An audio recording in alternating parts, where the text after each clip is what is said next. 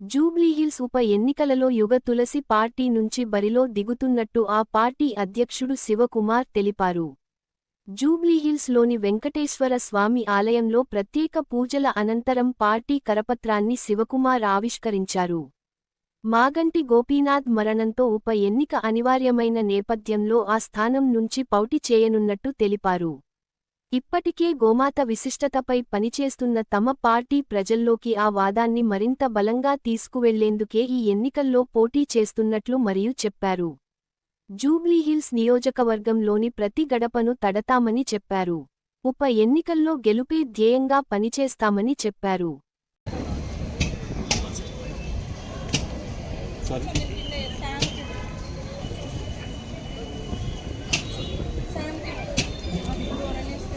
జై గోమాత జై గోమాత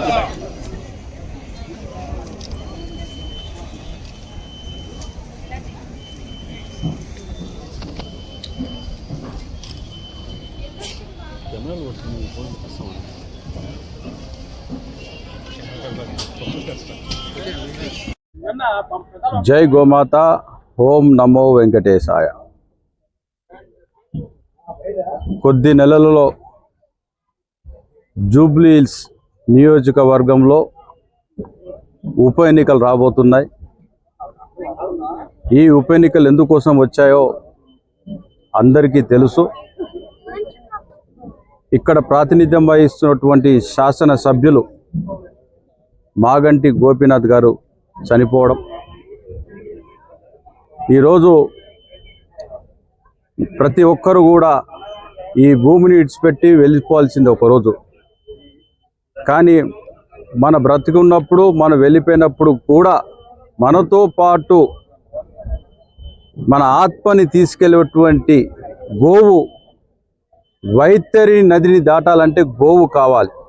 అలాంటి గోవు ఈరోజు హింసకు గురవుతూ నరక యాతన అనుభవిస్తూ యథేచ్ఛగా ప్రతి నిమిషం కూడా గోవధ జరుగుతుంది తెలంగాణ రాష్ట్ర వ్యాప్తంగా. నేను ఎందుకు చెప్తున్నానంటే, వైతరి నది దాటాలంటే గోవు కావాలి.